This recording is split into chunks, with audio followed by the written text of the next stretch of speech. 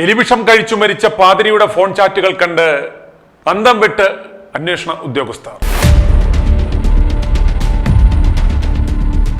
Syro Malabar സഭയുടെ തലശ്ശേരി അതിരൂപതയിലെ Payyanur Kandoth Saint Thomas പള്ളിയിലെ അസിസ്റ്റന്റ് വികാരി 38-കാരനായ അനു ആന്റണി എലിവിഷം കഴിച്ച് ആത്മഹത്യ ചെയ്തു എന്നൊരു വാർത്ത ITV ന്യൂസ് 8 മാസം മുമ്പ് കൊടുത്തിരുന്നു.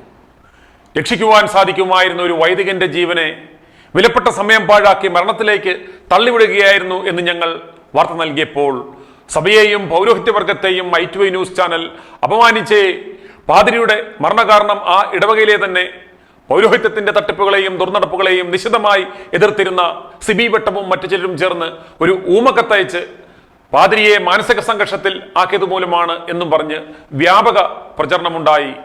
ITV ന്യൂസിനെതിരെ കടുത്ത സൈബർ ആക്രമണവും സിബിക്കും കുടുംബത്തിനുമെതിരെ ഇടവകയിൽ നിന്ന് മാത്രമല്ല രൂപതയിലുള്ള എല്ലാ പള്ളികളിൽ നിന്നും കടുത്ത ആക്രമണമുണ്ടായി. അദ്ദേഹത്തെയും കുടുംബത്തെയും സഭയിൽ നിന്ന് പുറത്താക്കുവാൻ വരെ നീക്കമുണ്ടായി. ഒരു 15 വയസ്സുകാരൻ വരെ പാതിരിയുടെ മരണത്തിന് പഴികേട്ടു. എന്നാൽ കഴിഞ്ഞ 8 മാസം ഞങ്ങൾ ഈ പാതിരിയുടെ മരണവുമായി ബന്ധപ്പെട്ട് നടത്തിയ തുടർ അന്വേഷണങ്ങളുടെ വിശദാംശങ്ങൾ ഇന്ന് ഞങ്ങൾ ITV ന്യൂസ് പ്രേക്ഷകരുമായി പങ്കുവയ്ക്കുവാൻ ആഗ്രഹിക്കുകയാണ്. ഞങ്ങൾ വെറും ആരോപണങ്ങൾ നടത്തി പോവുകയല്ല ചെയ്യുന്നത്. പലപ്പോഴും പല വിവരങ്ങളും പുറത്തുവിടാത്തത് അത് ജീവിച്ചിരിക്കുന്ന പലർക്കും ബുദ്ധിമുട്ടാകും എന്ന മാനുഷിക പരിഗണന കൊണ്ട് മാത്രമാണ്. എന്നാൽ ഞങ്ങൾ ആ വിവരങ്ങൾ പുറത്തുവിടുവാൻ നിർബന്ധിതരാകുവാൻ കാരണം കഴിഞ്ഞ ദിവസവും കത്തോലിക്ക സഭയിലെ ഒരു മടത്തിലമ്മ ITV ന്യൂസിനെതിരെ ഒരു ഫേസ്ബുക്ക് കുറിപ്പുമായി രംഗത്തെത്തിയത് കൊണ്ടാണ്. ഞങ്ങൾ സന്യസ്തർക്കെതിരെ ദുഷ്പ്രചരണം നടത്തുകയാണത്രേ. അതുകൊണ്ട് സന്യസ്തർ പരിശുദ്ധരാണ് എന്ന് ആവർത്തിക്കുന്ന മടത്തിലമ്മ ഈ റിപ്പോർട്ട് കണ്ടിട്ട് ഞങ്ങൾക്കൊരു മറുപടി തരണം.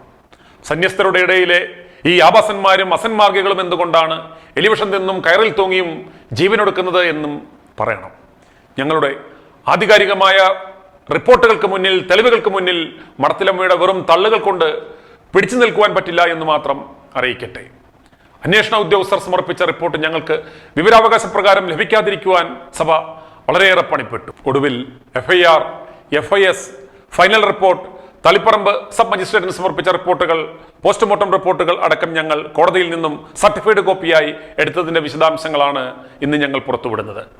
പെണ്ണുകേസിൽ അകത്താകുമെന്ന് ഭയന്ന് 5-ാം തീയതി അനു ആന്റണി എന്ന പാതിരി ഉച്ചതിരിഞ്ഞ് പള്ളുമുറിയിൽ വെച്ച് റാറ്റോൾ എന്ന എലിവിഷം കഴിക്കുന്നു.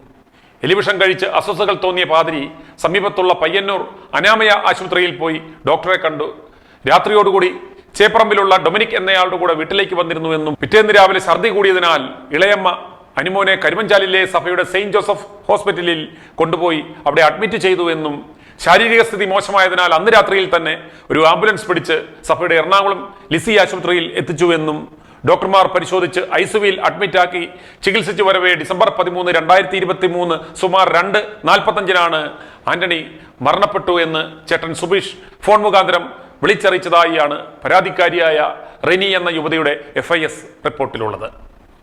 എലിവിഷം കഴിച്ചു ചെന്ന പാതിരിയെ ഉടൻ തന്നെ തിരിച്ചു വിട്ടുപോലും. അടുത്ത ദിവസം ഛർദി കലശലായതിനെ തുടർന്ന് കൊണ്ടുപോയതാട്ടെ സഭയുടെ കരുവഞ്ചാലിലെ സെയിന്റ് ജോസഫ് ആശുപത്രിയിലും. അവിടെ അദ്ദേഹത്തിന് 3 ദിവസം നൽകിയ ചികിത്സ കൗൺസിലിംഗ് ആണെന്നാണ് ഞങ്ങളുടെ അന്വേഷണത്തിൽ മനസ്സിലാക്കുവാൻ സാധിച്ചത്. അവിടെ നിന്നും ഒരു 1.5 മണിക്കൂർ ആംബുലൻസിൽ പോയാൽ മംഗലാപുരത്തെത്താം. അവിടെ എല്ലാ അത്യാധുനിക സൗകര്യവുമുള്ള ആശുപത്രികളുണ്ട്. അതുമല്ലെങ്കിൽ കണ്ണൂരിൽ തന്നെ മിംസോ, കോഴിക്കോട് ബേബി മെമ്മോറിയലോ, അതുമല്ലെങ്കിൽ മെഡിക്കൽ കോളേജോ ഉണ്ടെന്നിരിക്കെ അവിടെ ഒന്നും കൊണ്ടുപോകാതെ ഏതാണ്ട് മരിച്ചു എന്നുറപ്പായപ്പോൾ സഭയുടെ ലിസി ആശുപത്രിയിലേക്ക് എറണാകുളത്ത് എത്തിക്കുന്നു. അവിടെ വെച്ച് പാതിരി മരിച്ചു പോലും. വിഷമടിച്ച് കരുവഞ്ചാല ആശുപത്രിയിൽ വെച്ച് പാതിരി കൗൺസിലിംഗിനിടയിൽ മനസ്സു തുറക്കുന്നത് കേട്ട് സഭാ നേതൃത്വം തന്നെ പേടിച്ചു. 38 വയസ്സ് മാത്രം പ്രായമുള്ള പാതിരിക്ക് 32-ലധികം അവിഹിത ബന്ധങ്ങൾ.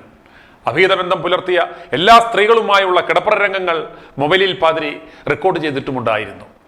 പറയുന്നുണ്ടെങ്കിലും അവർക്കെതിരെ ആത്മഹത്യാ പ്രേരണാ കുറ്റത്തിന് കേസെടുത്തിട്ടില്ല. അങ്ങനെ എല്ലാ അവിഹിതങ്ങളും ആ സ്ത്രീകൾ തമ്മിൽ അറിഞ്ഞു. പോലീസ് പിടിക്കുമെന്നായപ്പോൾ പാതിരി വിഷം കഴിച്ചു.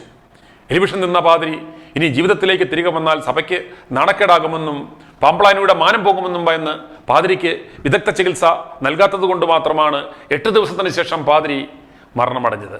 അതിന് സഭാ നേതൃത്വത്തെയും പ്രതിയാക്കി കേസെടുക്കണം. ഇനി പോലീസ് കോടതിയിൽ സമർപ്പിച്ച അന്തിമ റിപ്പോർട്ടിന്റെ പ്രസക്ത ഭാഗങ്ങൾ കേട്ടാലും. Brief facts of the case. കേസിനെ കുറിച്ചുള്ള വസ്തുതകൾ.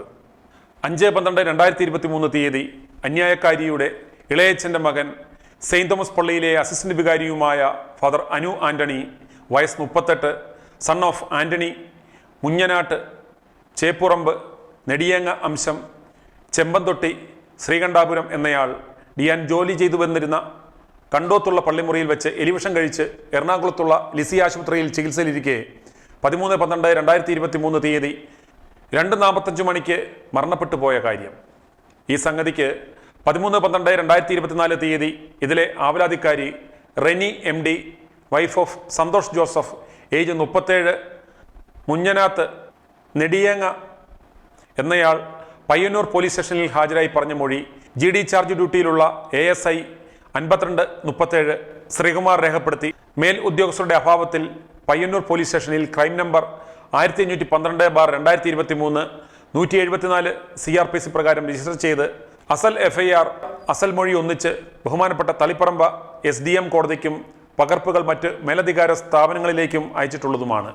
നാളിതുവരെ ഈ കേസിലേക്ക് നടത്തിയ അന്വേഷണങ്ങളിൽ നിന്നും സാക്ഷിമൊഴികളിൽ നിന്നും ഈ കേസിൽ മരണപ്പെട്ട കണ്ടോത്ത് സെന്റ് തോമസ് പള്ളിയിലെ അസിസ്റ്റന്റ് വികാരിയായിരുന്ന അനു ആന്റണി അച്ഛന് പല സ്ത്രീകളുമായും അവിഹിത ബന്ധമുണ്ടായിരുന്നതായും പാമ്പാടി സ്വദേശിയും വിവാഹിതയുമായ ബിൻസി എന്ന സ്ത്രീയുമായി കഴിഞ്ഞ 4 വർഷക്കാലമായി അച്ഛന് അവിഹിത ബന്ധം ഉണ്ടായിരുന്നുവെന്നും ഈ സ്ത്രീയായിരുന്നു കുറേ കാലം അച്ഛൻ്റെ എല്ലാ കാര്യങ്ങൾക്കും പണം മുടക്കിയിരുന്നതെന്നും അച്ഛന് ആവശ്യമായ വസ്ത്രവും ചെരുപ്പും ഫോണും ബൈക്കും അടക്കം പലതും വാങ്ങിക്കൊടുത്തിരുന്നത് അവരായിരുന്നുവെന്നും അച്ഛനുമായുള്ള ബന്ധം നിലനിർത്തുവാൻ വേണ്ടി ഇവർ 2023 ജൂലൈ മാസം മുതൽ ഒക്ടോബർ മാസം വരെ പയ്യന്നൂർ സഭാ ആശുപത്രിയിൽ നഴ്സായി ജോലി ചെയ്യുകയും ബന്ധം തുടർന്നു പോവുകയും ചെയ്തിരുന്നുവെന്നും ഈ കാലയളവിൽ തന്നെ അച്ഛൻ മറ്റു പല പെൺകുട്ടികളുമായി അവിഹിത ബന്ധം പുലർത്തിയിരുന്നുവെന്നും കരുവഞ്ചാൽ സ്വദേശി കൊച്ചുറാണി എന്ന വിവാഹിതയായ സ്ത്രീയുമായി 1 വർഷക്കാലമായി ഇത്തരത്തിലുള്ള ബന്ധമുണ്ടായിരുന്നു എന്നും ചെറുപുഴ ഭാഗത്ത് താമസിച്ചിരുന്ന ജാസ്മിൻ തോമസ് എന്ന വിവാഹിതയായ സ്ത്രീയുമായി 1.5 വർഷമായി അവിഹിത ബന്ധമുണ്ടായിരുന്നുവെന്നും അച്ഛൻ പയ്യന്നൂരിൽ നിന്നും ട്രാൻസ്ഫർ വാങ്ങുന്നതിനുള്ള ശ്രമം നടത്തുന്നതായി മനസ്സിലാക്കിയ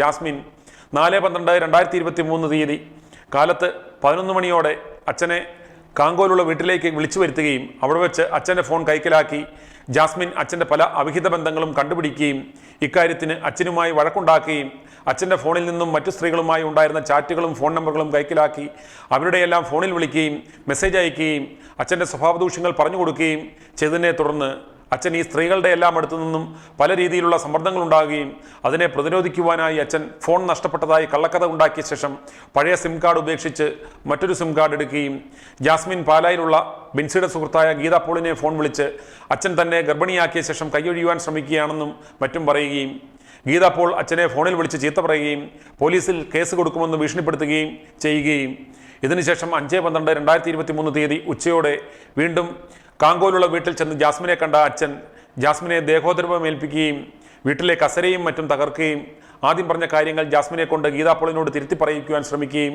എന്നാൽ ഇക്കാര്യങ്ങൾ വിശ്വസിക്കാതെ ഗീതാപോൾ അച്ഛനെയും ജാസ്മിനെയും ചീത്ത വിളിക്കുകയും ചെയ്തതിനെ തുടർന്ന് കാങ്കോലിൽ നിന്നും പോയ അച്ഛൻ ഗീതയോ ജാസ്മിനോ മറ്റാരെങ്കിലുമോ തനിക്കെതിരെ പോലീസിൽ പരാതി കൊടുക്കുകയോ താനും ഈ സ്ത്രീകളുമായുള്ള ബന്ധം പരസ്യപ്പെടുത്തുകയോ ചെയ്യുമെന്ന് ഭയന്ന് 5/12/2023 തീയതി ഉച്ചയ്ക്ക് ശേഷം പള്ളിമുറിയിലെത്തി എലിവിഷം കഴിച്ച് ആത്മഹത്യയ്ക്ക് ശ്രമിക്കുകയും തുടർന്ന് പയ്യന്നൂർ അനാമയ ആശുപത്രിയിലും കരുവഞ്ചാൽ സെയിന്റ് ജോസഫ് ആശുപത്രിയിലും ചികിത്സ തേടുകയും ആരോഗ്യനില വഷളായതിനെ തുടർന്ന് അച്ഛനെ എറണാകുളം ലിസി ആശുപത്രിയിൽ പ്രവേശിപ്പിക്കുകയും ആശുപത്രിയിൽ ചികിത്സയിലിരിക്കെ 13/12/2023 തീയതി 2:45 മണിക്ക് ഡിയാൻ കഴിച്ച വിഷത്തിൻ്റെ കാഠിന്യത്താൽ മരണപ്പെട്ടു പോവുകയും പാടില്ലാത്ത രീതിയിലുള്ള അഹിത ബന്ധങ്ങളും അസന്മാർഗിക ജീവിതവുമായിരുന്നു നയിച്ചിരുന്നതെന്നും അതുമൂലമുണ്ടായ മാനസിക പ്രശ്നങ്ങളും ഇക്കാര്യങ്ങൾ സ്ത്രീകൾ പോലീസിൽ അറിയിക്കുമെന്ന ഭയവുമാണ് അച്ഛൻ എലിവിഷം കഴിച്ച് ആത്മഹത്യ ചെയ്തതിന് കാരണമെന്നും ആത്മഹത്യ ചെയ്യുന്നതിന് ആരുടെയും പ്രേരണ ഉണ്ടായിട്ടില്ലെന്നും വെളിവായിട്ടുള്ളതാണ്.